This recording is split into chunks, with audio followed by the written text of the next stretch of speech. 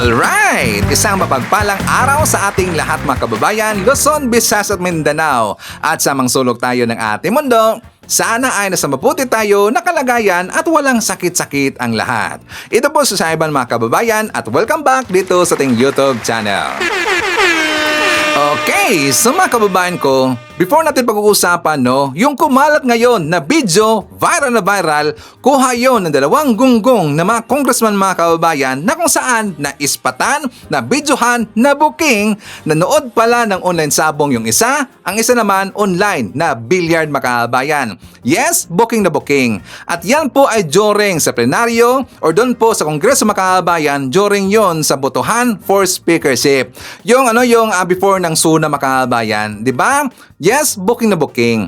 Ngayon, siguro itong dalawang gunggong neto ng mga congressman makaluma mga kababayan. Bago sa iban, siguro hindi nila alam na kaya na palang mag-zoom in yung mga makabagong cellphone ngayon na yung mga latest na kaya na mag-zoom in ng 100 times, meron na nga 200 times mga kababayan.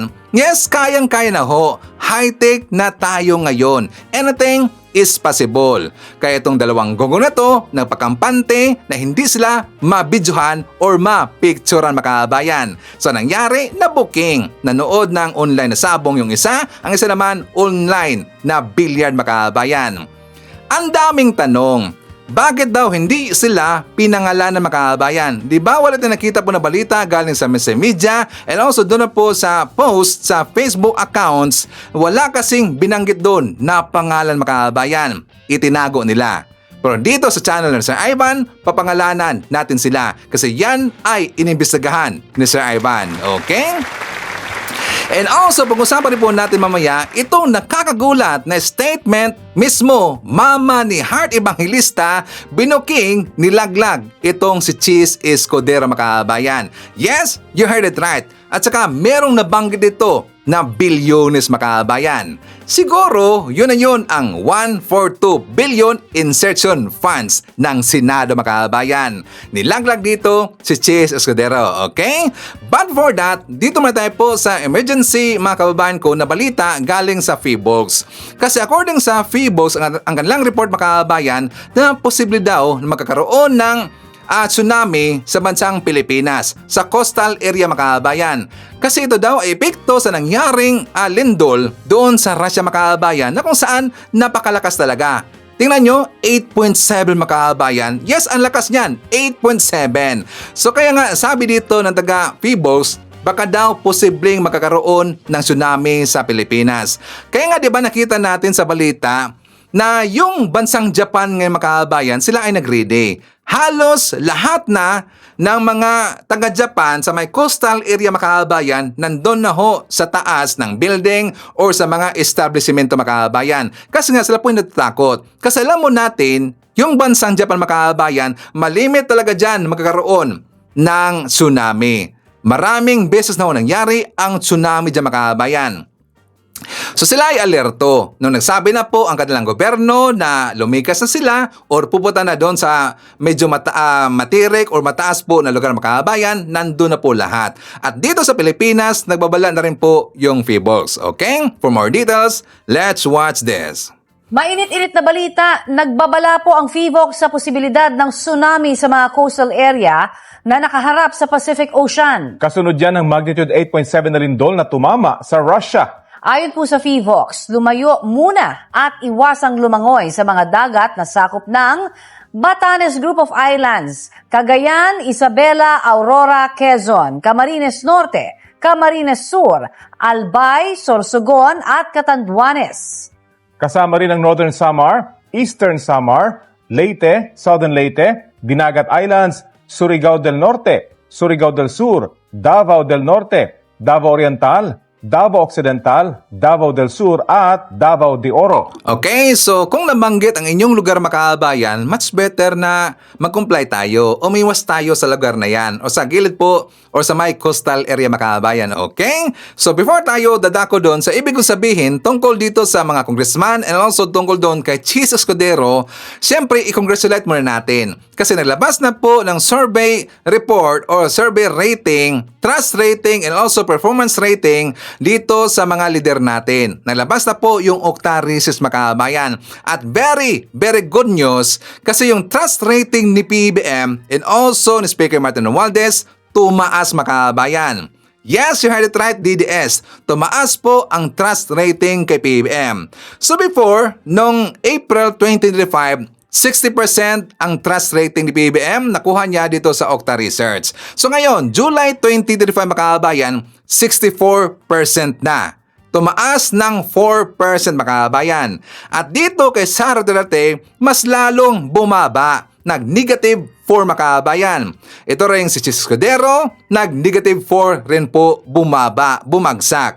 Si Speaker Martin Romualdez na nakuha ng plus 3 mga kababayan from 54 noong month of April, ngayon 57 na mga kababayan sa month of July. O di ba? Nakikita kasi ng taong bayan ang pagsisikap ni PBBM and also si Speaker Martin Romualdez na ang kanilang ginagawang inisyatibo, mga proyekto sa ating bansa, epektibo. Maraming natulungan mga kabayan. Di ba? Pero ang hindi lang dito nakakita, syempre yung mga DDS kasi sila ay bulag. Iba naman kasi ang kailangang tinitingnan mga kababayan at ayaw nilang makakarinig ng mga good news galing sa ating gobyerno. Lalo na kay PBBM. 'Di ba? Allergy sila dyan. So ngayon, itong si Sara Duterte, lalong bumagsak mga kababayan. 'Di ba? Ano lang ginagawa dito ni Sara? At saka siya nga pala mga kababayan, since kahapon tayo ay nagtanong na ano ba ang maibibigay ninyo na grado ni PBBM sa kanyang SUNA kahapon. 'Di ba yan po ating tanong kahapon mga kababayan? So since nagpalabas rin ng question ang mga DDS vlogger, pati ang kanilang mga supporter mga kababayan tungkol kay Sara Duterte. Ang kanilang question, how would you rate VP Sara Duterte's performance in her third year in office na mga kababayan? Ano ang maibibigay ninyo na rate dito kay Sara Duterte sa kanyang pamumuno bilang VP sa kanyang third year sa office mga kababayan? Ang ating rating nabibigay 1 to 10. Kayo na ang bahala mga kababayan kung magkaano or ano ang ibibigay po na grado dito kay Sara Duterte sa kanyang pagiging travel vlogger, sa kanyang pupunta doon sa iba't ibang lugar para lang mag-rally, para lang manira kay PBBM, para lang manira sa ating gobyerno, magkaano or ano ang inyong mabibigay na grado dito kay Sara Duterte mga kababayan. Please comment sa baba, babasahin niyo mamaya ni Sir Ivan, okay? So anyways, dito muna tayo sa nangyaring kaguluhan sa labas ng Supreme Court mga kababayan. Nakagulo si Ivan? Yes, nakagulo. Kasi pumunta doon, sumugod doon ang grupo ng mga DDS, sila si Topacio, yung attorney ng SM9, sila si Celes. Ay, nandito na si Celes mga kababayan. Yes, nakita ko kanina ito si Celes. Di ba galing siya nagtago doon sa ibang lugar? Sana rin itong si Harry Roque umuwi na rin sana sa Pilipinas. Kasi si Celes nandito na sa Pilipinas mga kababayan. O di ba Roque, umuwi ka rin dito. Mapakalalaki ka. So anong ginawa na si Ivan doon sa labas ng Supreme Court? Kasi sila ay nag-file ng petition para daw i-set in contempt sila si Secretary Larry Gadon, sila si yung Pinklaon makabayan, si Representative Percy Sindanya, nalaban natin si Sindanya, and also itong political analyst, vlogger na si Richard Haydarian makabayan. Anong ginawa na sa Ivan? Naalala nyo ba na merong sinabi dito si Secretary Largadon during sa SUNA ni PBBM. Yung before po nangyari yung SUNA, di ba sabi niya na tuta ng mga Duterte ang Supreme Court makabayan, tas siya po ay nagsisigaw. Nalaban natin yan. Yes, so yan po ang napagbasihan or binasihan ng grupo ng mga DDS para sila ay mag-file ng petition para i-cite in contempt or indirect or direct contempt yata yan, indirect contempt, na para makulong itong tatlo, si Gadon, itong si Percy, and also itong si Haydarian makabayan. Ipaalala ko muna sa inyo ang sinasabi ni Secretary Larry Gadon. Halata kasi na itong Supreme Court is just siding with Sara. Ako nga, dinisbar ako for a much lesser offense. Samantalang si Sara, katakot-takot na pagmumura, katakot-takot na pagbabanta, ng pagpatay ang ginawa niya, hindi siya dinidisbar.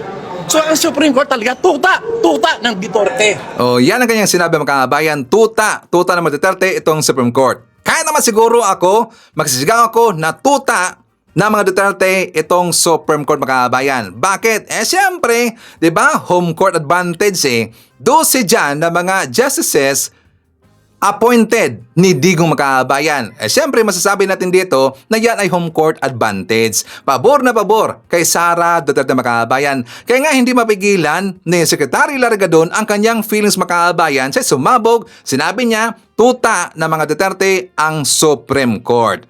So nga, magkabayan ko, para sa akin, no, parang pabor ako doon. Okay ako doon sa sinabi ni Secretary Largadon. Kasi nga sa kanyang part, makahabayan, nagiging unfair kasi. Bakit hindi hinatulan ng Supreme Court itong si Sara Duterte? Ikatakot-takot naman kasi ang kanyang ginawa sa ating presidenteng si PBM. Diba? Pinagmumura, makahabayan. Tapos pinagbantaan pa na titigiin si PBM, si Efelisa, and also Speaker Martin Romualdez. Versus dito sa nagawa ni Secretary Largadon, nalalaban natin yung versus dito kay Raisa Robles, makabayan.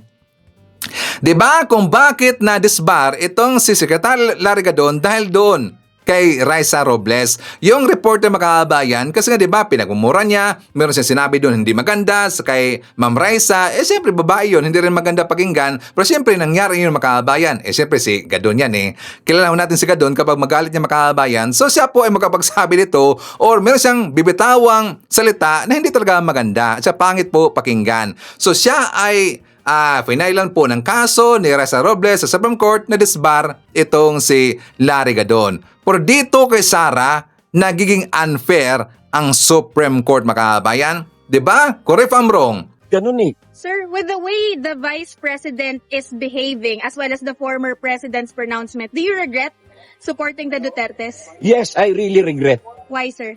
Hindi ko na maakalain na ganyan pala sila yung statements ni Vice President Sara, napaka-immature. Kulang na kulang sa statesmanship. At saka, hindi siya nag-aaral. Basta na lang siya nagsasalita ng kagaya doon sa healthcare issues. Hindi siya nag-aaral. Hindi niya chinecheck kung ano yung binibigay ng PhilHealth. Yung mga sinasabi niya iba, hindi siya nag-aaral. She is totally detached from reality. Sir, last question from my end. Sir, is the devil's advocate lang po, no? Are you doing this because out of utang na loob because the President appointed you to a cabinet position? No. Appointed me to the cabinet. Okay. Alam mo ba na mas malaki kinikita ko when I was in the private practice? I was a corporate executive. Kaysa ngayon, but this is just a commitment to help the President, to help the country. Hindi mo naman pwedeng matawag na mas nakikinabang ako ngayon. I do not regret serving in the public sector. Pero ang ibig ko lang sabihin, hindi ako nakikinabang ng gusto ngayon na kagaya nung dating nasa private. So ipapakita ko muna sa inyo itong mga sinasabi na magunggong na to, itong grupo ng mga DDS. At dito natin nakikita, nandito na si Celes, makabayan. For more details, let's watch this. Si Attorney Ferdinand Topacio, yung idol ko, nandiyan na, katabi ko. Kasama ko din si Attorney Rolex Suplico at lahat po ng mga concerned lawyers. Mag-file po tayo ngayon ng petition for indirect contempt against Congressman Percival Sendanya. Second, Professor Richard Hidarian. At yung best friend, I repeat, yung best friend ni Attorney Topacio, si Secretary Larry Gadon. Larry Gadon! Asulul! Larry Gadon! Asulul! Sila nagsabi nun, hindi ako. Ang gawas po natin, for example, kay Percival Sendanya, sinabihan niya ang Supreme Court na Supreme Godler ng mga corrupt na mga opisyales. Second, itong si Richard Hidarian, nag-post sa Facebook and sa Twitter niya na lahat daw ng mga justices sa Supreme Court appointee ng mga Duterte, therefore hindi independent ang Supreme Court. Bilang abogado, as an officer of the court, we have the obligation to defend the integrity and the independence of the highest court of the land. Yes! Yes! Bakit? Kasi kung wala ng credibility ang Supreme Court, wala ng matirang justisya sa Pilipinas.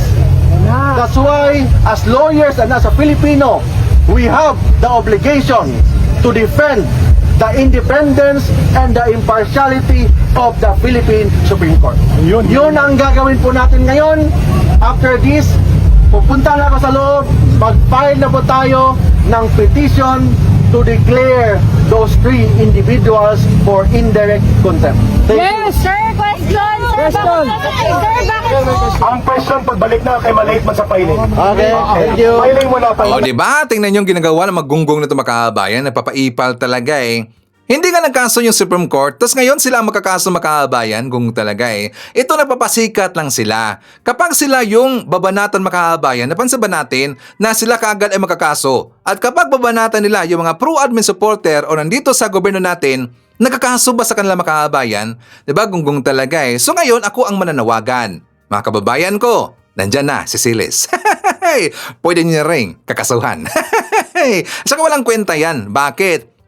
Sino ang humawak ngayon sa kaso makahabayan? Di ba si Topacio? At saka ang kanyang partner na taga-SMNI? Walang kwenta yan. Nandiyan si Topacio eh. At saka si Topacio, palaging kinakarma yung makahabayan. Ang kanyang hinahawakan na mga kliyente, lahat kulong. Di ba? Kulong lahat makahabayan. Si Kiboloy, yung si Mayor ng Pogo, di ba? Si Congressman, kulong lahat. Pati po yung artista makahabayan. So walang kwenta yan kasi nandyan si Topacio na laging kinakarma. So anyways, makahabayan ko, meron ako ipaparinig sa inyo. Ano na sa Ivan? Alam niyo ba na nag-away-away ngayon ng mga DDS? At dito, na-booking itong si Maharlika. Bakit, Sir Ivan? Kasi siya na dito mismo ang nagsabi na meron ba lang coordination or cooperation sa paninira ang Office of the Vice President makahabayan.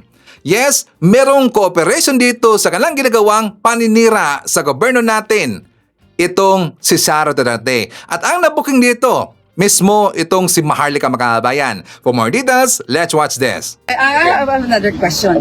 So, sino ang nag-utos sa'yo para sabihan ako, si Harry Roque, na hindi pwede mag-Marcos-Marcos, magbangag-bangag, at sino talaga ang nag-utos sa inyo, sa grupo ninyo, na mag-ex yung isang babae? Kasi na-confirm namin sa Office of the Vice President na walang ganong instruction. I mean, na-confirm namin sa Office of the Vice President na walang ganong instruction. I'm not here para magkagulo. Putang ina ninyong lahat. Oh, di ba mga tanga mga kabayan? Nilaglag ni Maharlika itong si Sara Duterte. So, ibig sabihin, may kinalaman. May kinalaman, may kooperasyon dito sa ginagawang paninira ng grupo nila ni Maharlika.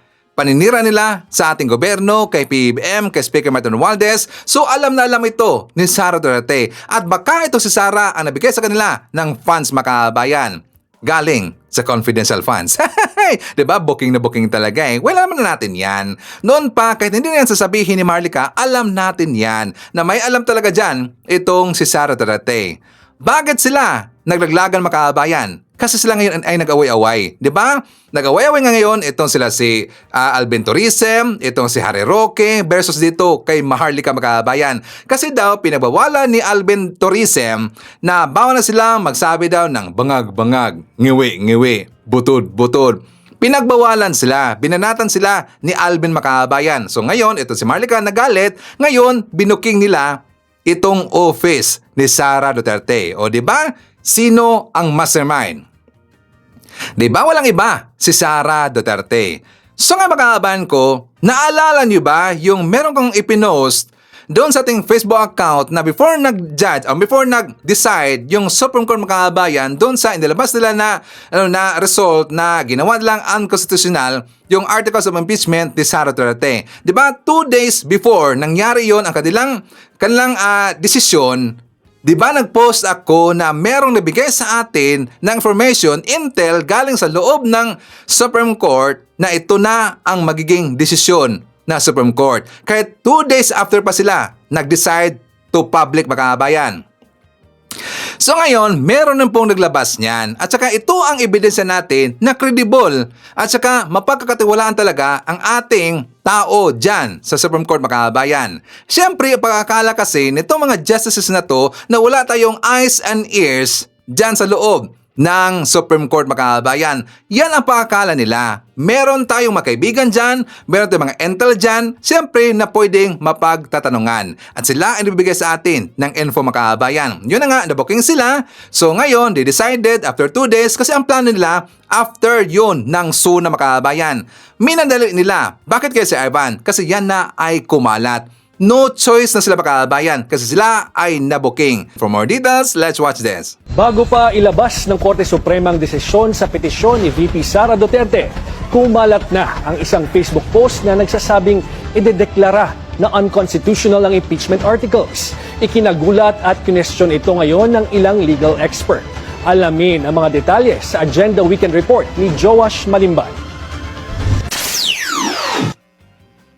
Ilang araw bago opisyal na ilabas ng Korte Suprema ang kanilang ruling sa petisyon ni Vice President Sara Duterte, kumalat ang isang post na sinasabing idedeklarang unconstitutional ang Articles of Impeachment. Sa Facebook post ng kolumnistang si Antonio Montalban, sinabi nito na ibinahagi sa kanya ng isang SC Insider na wala nang magaganap na impeachment trial. Ang FB post na umani ng daan-daang reaksyon, almost 100% accurate kung ikukumpara sa inilabas na desisyon ng SC noong Biyernes. Anya, 12 Duterte appointee SC Justices ang papabor sa unconstitutionality ng impeachment proceedings. Si Senior Associate Justice Marvic Leonen ang magiging ponente ng desisyon. Samantalang sina Justices Benjamin Caguiwa at Raul Villanueva raw ang hindi sasang-ayon dito. Tanging sina Justices Leonen at Caguiwa na lang ang natitirang Aquino appointees, samantalang si Justice Villanueva naman ang nag-iisang Marcos appointee. Nang ilabas ang ruling ng SC, kumpirmado na si Justice Leonen ang ponente. Pero ang naging voting process, unanimous. Kung ikukumpara sa impormasyon ng umano'y SC Insider, imbis na mag-dissent, nag-inhibit o piniling hindi bumoto ni Justice Caguiwa. Samantalang si Justice Villanueva naman, sumama sa mga pumabor sa desisyon. Ang isang Duterte appointee na si Justice Singh hindi rin nag-participate dahil on leave. Ayon sa umano'y SC Insider, politika ang nasa likod ng latest ruling ng SC. Sa FB post ni Montalban, sinabi rito na sinadya umano ni Senator Cheese Escudero na i-delay ang trial dahil alam niyang idedeklara itong unconstitutional ng Korte Suprema. Si Senator Bongo umano ang nag-manage ng loyalty ng mga mahistrado na isa sa mga pinakamalaking beneficiary ng mga umano'y budget insertion ni Escudero. Bukod pa riyan, may reward umano si Justice Leonen sa gagawing desisyon. Ang maging Chief Justice appointee ni VP Sara sakaling manalo siya sa pagkapangulo sa 2028. Isa si former Law Dean Attorney Mel Santamaria sa mga naunang kumontra sa mga kumalat na FB post nitong nakaraang linggo. Kaya laking gulat daw niya nang lumabas ang ruling ng SC. Nakapagtataka. So, hindi mo maiiwasan magkaroon ng speculation ang ating mga kababayan na nabasa yung rumor na yun sa mga Facebook, Twitter, etc. na parang may leak dyan. Ayon sa Korte Suprema, kinokonsiderang unconstitutional ang impeachment articles kay VP Sara dahil sakop umano ito ng 1-year bar rule. Pero para kay Attorney Santamaria, inconsistent ito sa mga legal precedents ng impeachment cases. Dahil kahit na hindi dumaan sa committee referral sa Kamara, ang naunang 3 impeachment complaint, itinuring pa rin itong dismissed ng Korte nang matapos ang 19th Congress. So sabi ng Korte Suprema, dati kung walang referral, walang initiation. Sa desisyong ito, ang katangi-tanging ma-observe ninyo, walang nangyaring referral. Pero may itinuring na dismissal. Na itinuring na natapos ang first step. So ngayon, basta't ikaw ay nag-file, tama naman ang pagkakalendar nito, pero hindi nyo pinag-usapan at ni-refer at hinintay nyo matapos ang termino ng Kongreso, ituturing na dismissal. Ani Attorney Santamaria, hindi ka bigla-bigla na magkakaroon ng speculations sa kung mayroon bang political motive sa likod ng SC ruling na ito. Sabi nga ng isang US Supreme Court Justice, gone are the days na we treat Supreme Court Justice with a halo on their head, na parang santo sila at hindi na nagkakamali. Paninindigan ng SC, there is a right way to do the right thing at the right time. Mayroon pang pagkakataon na magsumite ng motion for reconsideration ang Kamara. Pero sakaling hindi ito paboran ng Korte Suprema, sa February 6, 2026 pa uli maaaring simulan ang susunod na impeachment complaint laban sa pangalawang Pangulo. Okay, so tingnan nyo, palusot pa. Ang tanong naman kasi dito, Attorney Santamaria, bakit mo dininay yung rumor na kumakalat noon na meron ng desisyon ang Supreme Court na i-dismiss ninyo ng Supreme Court ang articles of impeachment ni Sara Duterte. Yan ang kumakalat noon, pero kanilang dininay makabayan. Tapos ngayon ang napatunayan na tudo palusot makabayan, ang daming mga sinasabi, ang daming daldal, di ba? Nagpapanik kasi. Siguro na pag-isip-isip nila kung bakit ito kumalat or bakit ito nalaman ng publiko. Siyempre, merong eyes and ears ang taong bayan dyan sa loob ng Supreme Court. Attorney Santa Maria, di ba? So ngayon, napag-alaman natin na merong kinalaman dito sila si Bongo, nabanggit rin itong si Chis Escudero makabayan. Okay? So, papunta na tayo doon kay Chis Escudero. But before that, syempre, pasalamatan man natin. Ang nabigay sa atin ng super thanks si Ma'am Olivia Lupiga Lake. Thank you so much. Nabigay sa atin ng 5 British pound. Thank you so much. So i-greet natin ang belated happy birthday si Ma'am Shirley Risman. Last July 28 ang kanyang birthday makabayan. And also siyempre i-greet natin ng happy birthday ang lahat ng mga viewers na nag-birthday ngayong araw. Happy birthday! And also, siyempre, i-greet natin. I-shoutout natin ating mga pinalangga na mga legends, ang mga senior citizens. Hello po, kumusta ang lahat? And also, siyempre, i-acknowledge natin ating top 5 commenters, ang mga viewers natin na may maraming comment dyan sa baba sa ating comment section.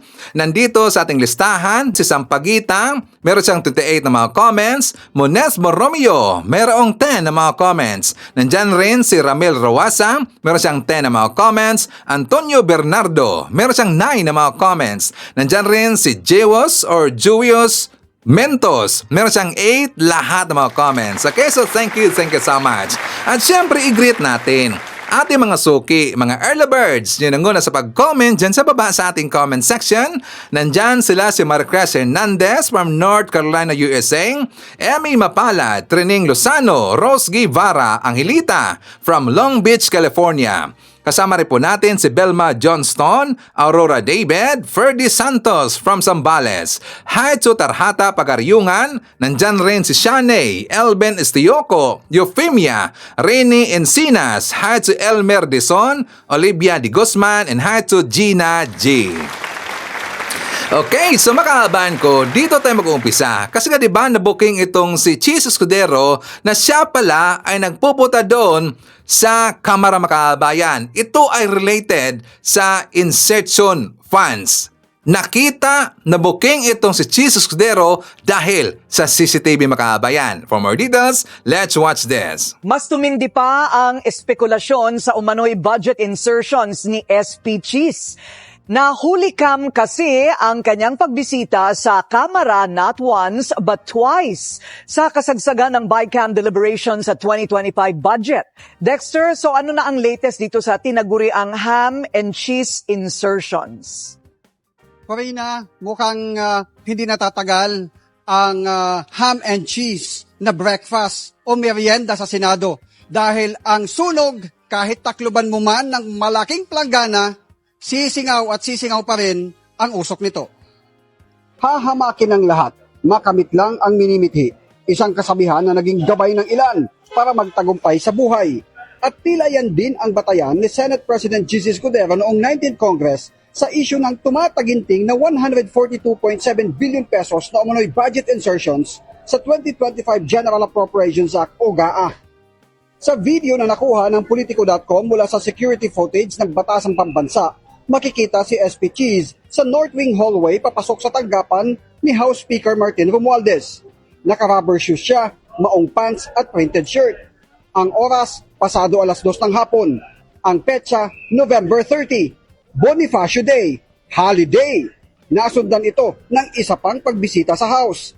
Ang unang pagbisita nangyari 2 araw matapos simulan ang Bicameral Conference Committee para sa GAA. Wala pang Senate President sa kasaysayan ang bumisita sa House sa kasagsagan ng BICAM deliberations ng national budget, partikular sa panahon ng pag-reconcile ng mga magkaibang probisyon ng kanilang bersyon.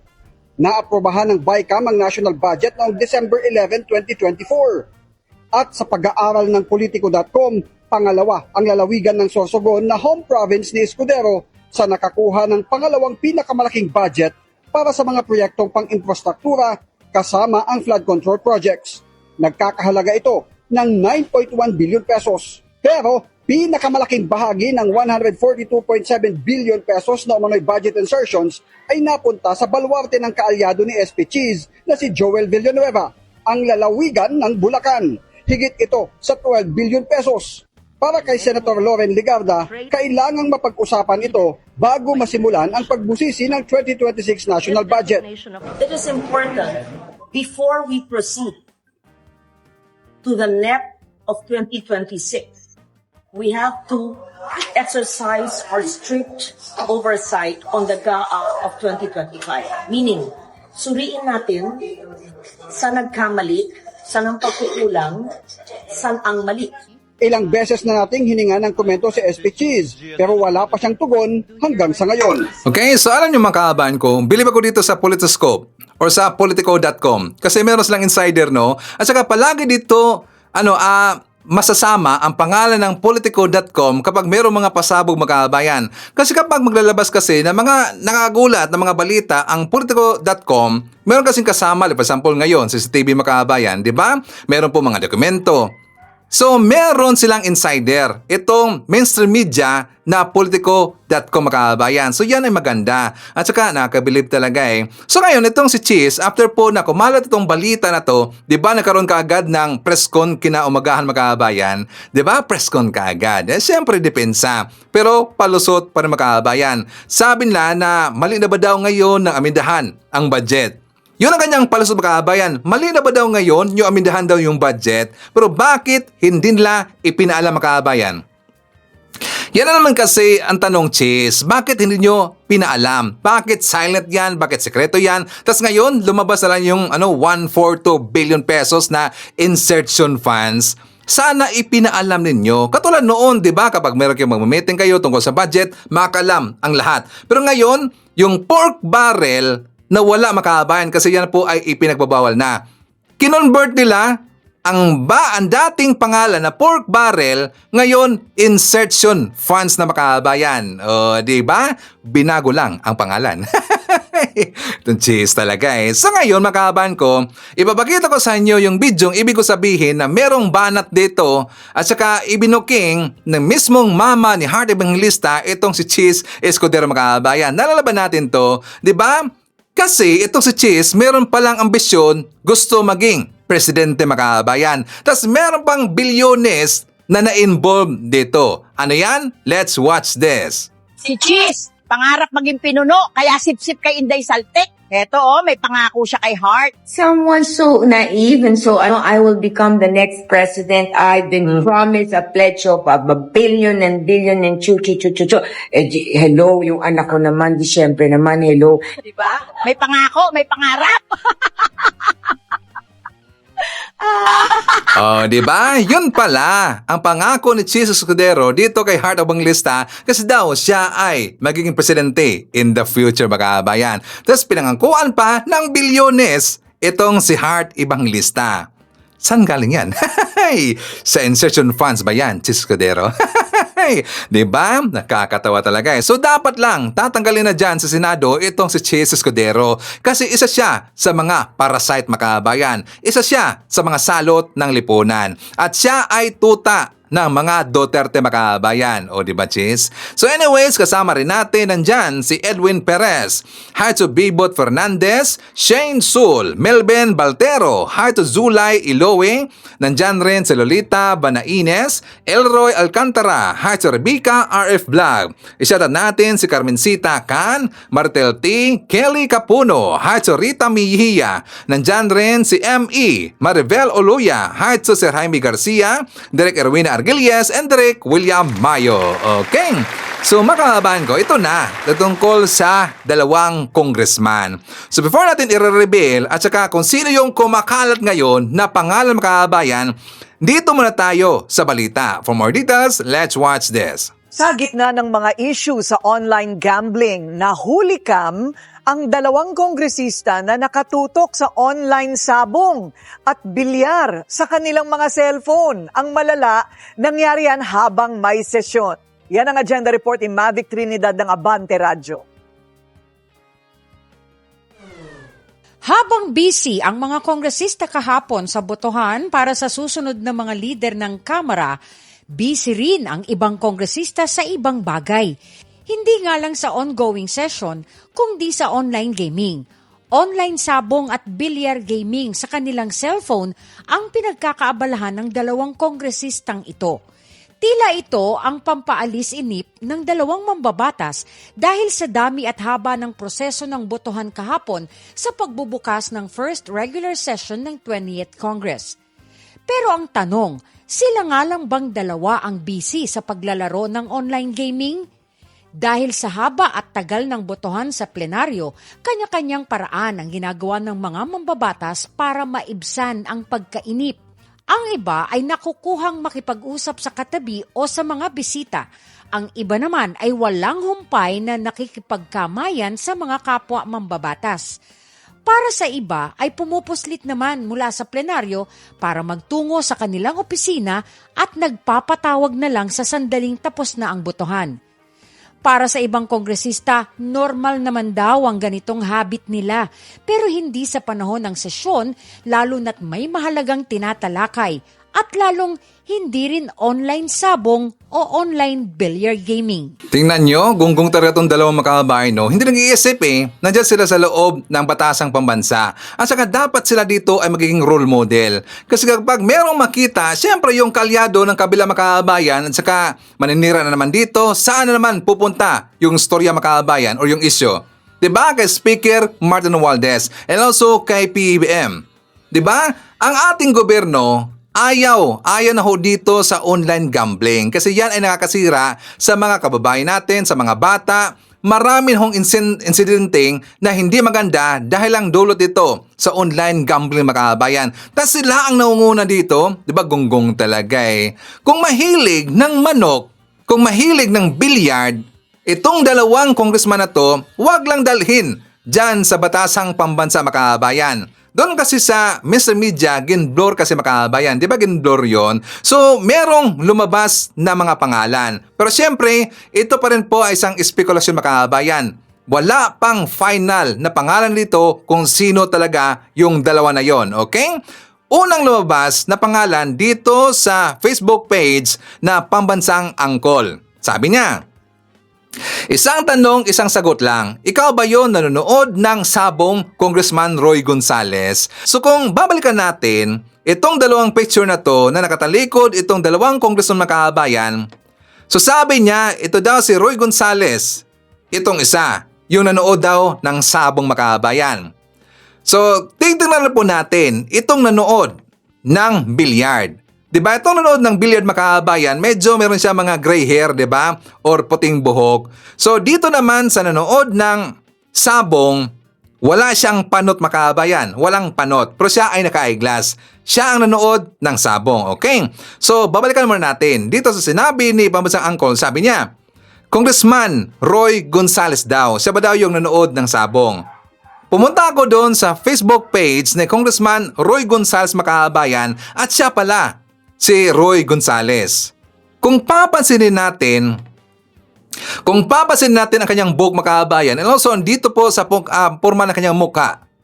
'Di ba? Hindi siya 'yon para sa akin Pambansang Angkol. Hindi siya yung nanood ng bilyard. Hindi rin siya yung nanood ng sabong. Bakit si Ivan? Kasi itong si Roy Gonzales, wala siyang meron siyang panot dito sa likod makabayan. Di ba meron siyang panot? Tapos kung babalikan natin, yung nanood ng sabong, wala siyang panot dito makabayan.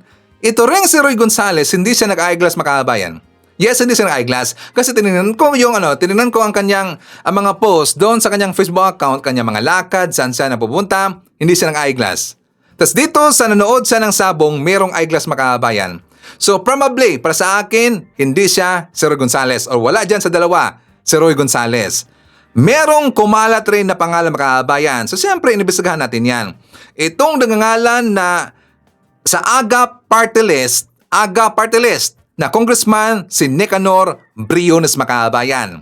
Merong pangalan, Nicanor Briones. So kung babalikan natin, yung dalawang naglaro ng online gaming, itong sa bilyard, sigurado tayo, hindi siya yung makabayan. Kasi nga, itong si Nicanor Briones, wala siyang gray hair sa likuran. Itong naglaro ng bilyard, merong gray hair sa likod. itong naglaro ng online sabong, probably, mukhang kamukha niya mga kababayan.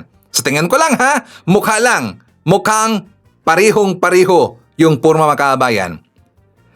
Kasi itong nagngalan sa AGA party list daw, Congressman Briones, siya yung kumakalat ngayon na pangalan na daw ito yung naglaro ng online sabong mga kababayan.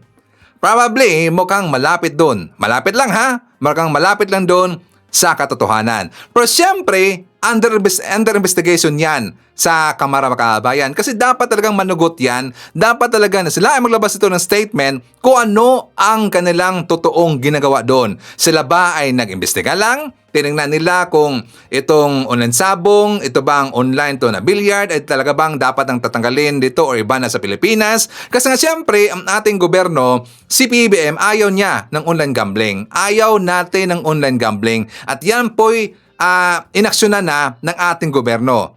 Hindi na alam sila ba ay totoo talagang nag-online gambling o sila ba dito ay nag-imbestiga sa mga link na yan na connected sa mga online illegal gambling mga kababayan. Dapat maglabas dito ng statement ang dalawa na yan. Agree ba tayo kasi Ivan? Diba? So dapat sila ay magsalita. Kasi kapag lumabas na yung mga pangalan, kasi like for example dito, sumikat na yung pangalan ni Congressman Briones mga kababayan, so hindi ba niya tawag dito, parang didepinsaan ang kanyang pangalan mga kababayan? Kung sakaling hindi siya yan, kung siya yan mga kababayan, siyempre wala siya magagawa. Dapat siya ay managot. Okay? So anyways, kasama rin natin si Sally Abuan Mills from Melbourne. Nandyan rin si Pining Villaruel. Hi to Leonor Villaruel. Nandyan rin si Fel Macabato, si Ashen, Monez Borromeo. Hi to Josephine Gallego, Tony De Los Reyes, Preciano Pujadas. Hi to Yob, Myrna, Rita Mejia. Nandyan rin si Joselito Nacionales, Robin Igelios, Maria Ignacio, George Monternel. Hi to Darlene Geromiano, Gemma Haikal, and hi to HU Boy Break. Okay? So mga kababayan ko, ipapakita ko sa inyo ang survey na ginawa nating kakilalang vlogger. For more details, let's watch this. Kailangan matuloy yan dahil ang dami niya nang ninakaw dito sa bansa natin. Impeach Sara. Natakal na ng Senado ang articles of impeachment. So bakit pa yan ipapagpaliban? 125 million in almost 11 days, naubos agad. Grabe naman yung corruption na yun. Gusto ko ito ma-impeach. I love it. Hello. Thank you, Mami. Yes, of course. Nandito tayo sa maraming tao at hulaan nyo na lang kung nasan tayo. Pero magtatanong tayo kung papayag po ba sila na hindi matutuloy ang impeachment. Kaya naman halika na, samahan nyo na ako. Ate, papayag po ba kayo na hindi matutuloy ang impeachment at bakit? Kailangan matuloy dapat. Kailangan matuloy po? Para po saan? Para po sa tao. Para sa Pilipinas. Po, maraming salamat po, ate. Ay, kuya, may tanong po ako sa inyo. Papayag po ba kayo na hindi matutuloy ang impeachment trial at bakit? Unang-una, natakal na ng Senado ang articles of impeachment. So bakit pa yan ipapagpaliban? Gumagawa lang sila ng mga diversionary tactics upang malihis ang atensyon ng mga tao para hindi na nila maisip ang impeachment ni Vice President Inday Sara Duterte. Pero dahil nandito si Vice President, ayoko matuloy yung impeachment.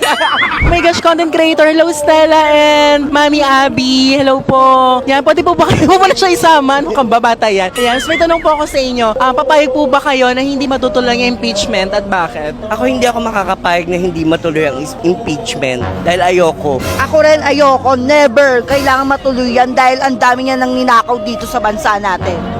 Impeach Sara. Ano? Sara Duterte. Papayag ka po ba na hindi matutuloy ang impeachment at bakit? Papayag po. Papayag ka na matutuloy? Hindi ka papayag. Kuya, papayag po ba kayo na hindi matutuloy ang impeachment? Siyempre, pabor ako sa impeachment. Dahil una-una sa lahat, marami na siyang kasalanan sa taong bayan, lalong-lalo na sa may confidential fund. 125 million in almost 11 days, naubos agad. Grabe naman yung corruption na yun.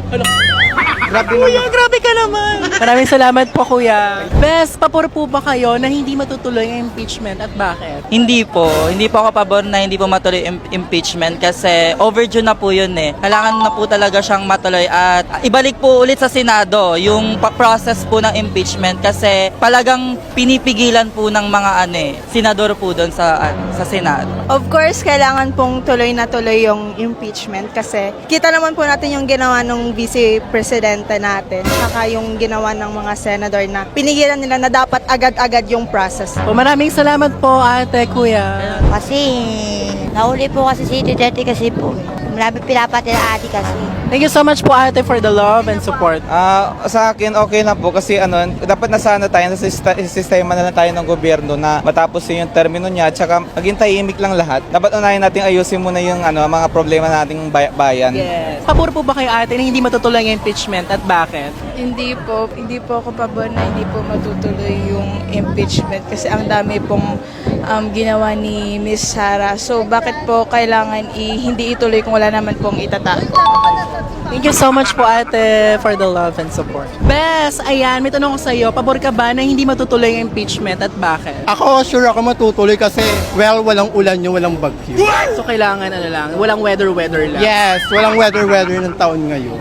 Thank you so much, Bes. Opo, kasi alam naman po natin noong panahon ng Duterte talagang naging maayos yung Pilipinas, tsaka makikita naman natin napapasunod talaga ng mga Duterte lahat. At nung nakarang eleksyon, makikita mo rin na kung sino yung mga sinuportahan ng Duterte, nanalo lahat. Po, maraming salamat po, kuya. Pwedeng pakis po. Ate, hello po. Pabor po ba kayo, ate, na hindi matutuloy ang impeachment at bakit? Hindi ako pabor eh. Bakit po, ate? Gusto ko ito ma-impeach. I love it. Hello. Thank you, Mami. Ayan, Bes, may tanong ako sa'yo. Pabor ka ba na hindi matutuloy ang impeachment at bakit? Hindi po, kasi po marami na rin pong nakuha si Sara sa atin, na-tax po natin. Okay po, thank you so much. Hindi. Gusto ko kasi matuloy siya para malaman yung totoo. So, kailangan po ng transparency. Okay po, maraming salamat po for the love and support. Okay, so nakita natin dito sa sinagawa na survey ni Tasha Rigonda na maraming mga tao pabor na ituloy ang impeachment trial kay Sara Duterte. Kasi kailangan talaga natin makita yung mga ebidensya makabayan at dapat natin makita kung paano yun didepensahan ni Sara Duterte, di ba? So ang ibig sabihin, kasi dito sa sinagawa na survey ni Tasha na majority ng mga taong gustong matuloy ang impeachment trial kay Sara, tugma ito sa sinagawa na survey ng Okta Research na 80% na mga taong pabor na matuloy or ituloy ang impeachment trial dito kay Sara Duterte. Okay? So kasama rin natin si JRN, nandyan rin si Rigos Maranan Ofelia, Felicitas Manibog, Testo Maliwan, Jeco Jerry Cabreros, Hearts of Art Albelda, nandyan rin si Pia Bandonel, Miggy Boom, May Dabs, Joliet Sonakawa, Hearts of Leo Castelio, Gareth Batarina, Nelson Caramana, Lorna Obalanueva, Gorgunya Angala, Laija Malabed, nandyan rin si Alicia Leak, Petronelio Pacala Solayaw Jr., Haitsu Elina Cao, Chrissy Yu Ticketing Airlines, Johanna Toiler, Eva Terriafel, Haitsu Edwin Santos, Annabel Hoson, Haitsu Jamie Piyuan, Mens Niyaka Nolpes. I-shoutout natin si Nida Ichhaka, Teresa Cabel Urbano, Glory Ortega, Elmer Pinaranda, Girlie si Pamintuan. Nandyan rin kasama natin si Melody Felix, Jeco Jerry Cabreros, Datuwali, TRD Sticker, and Hearts of Faye or Faye Mosquila. Okay. So, ayos makahabahan ko, yan natin manakalap na mga balita ngayong araw. Kung nakaabot ka po sa portion na to, sana nakapag-like na ho tayo. Libre po ang mag-share. Libre din ang mag-subscribe. Again, maraming salamat sa mga viewers na hindi nag-skip ng ating mga commercials. Thank you so much. At before natin tatapusin ang ating programa ngayong araw, sana sabayan nyo si Sir Ivan para sa ating live messaging prayer. Amang Diyos, samahan mo po ang mga dumaranas ng depresyon at pagkabalisa. Nawa sa pamamagitan ng kanilang kapamilya at kaibigan, makakuha sila ng suporta, lalong-lalo na sa aspitong medikal. Naway maging liwanag din kami sa mga dumaranas ng kadiliman. Idinalangin ko ito sa pangalan natin Panginoong Jesucristo. Amen. So maraming salamat mga kababayan, and I hope to see you again on my next video.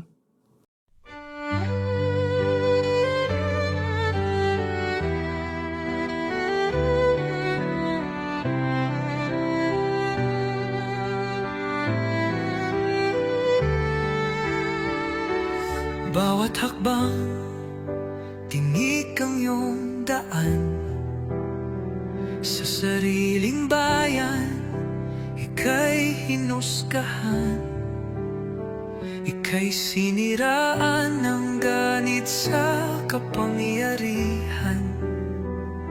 Agilang nagnakaw ng pera ng taong bayan. Pinapasan mong lahat ng dusa. Matatag ka, hindi gaya ng iba. Ngunit kahit sugatan, kahit lumuluha, iniisip mo pa din kapakanan ng iba. Bongbong, hindi ka kailanman iiwan. Loyalistang hanggang dulo ay nandyan.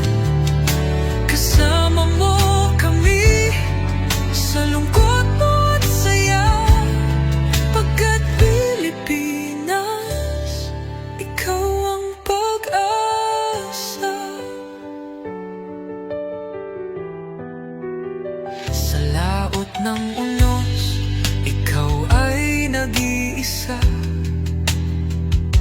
Iba'y nagbubunyi sa iyong pagdurusa.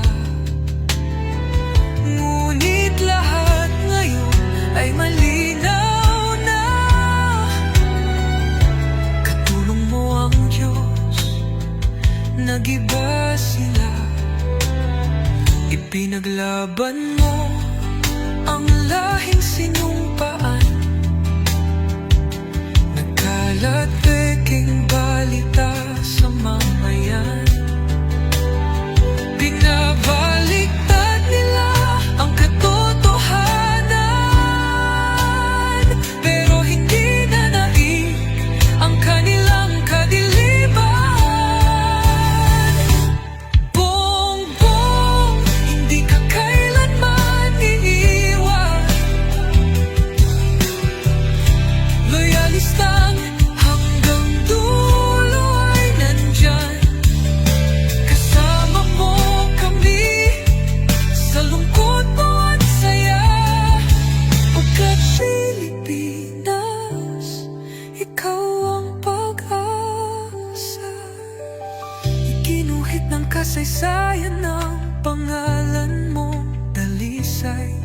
Ngunit bakit tila nais kang burahin at si Apolacay? Sa iyong mga mata, may luha ng matinding pagdurusa. Ngunit sa puso mo, bayan pa din ang inuuna. Bongbong, hindi ka kailanman iiwan. Loyalistang hanggang dulo ay nandyan. Kasama mo kami sa lungkot mo at saya. Pagkat Pilipinas, ikaw ang pag-asa. Bawat hakbang, tinik ang iyong daan. Sa sariling bayan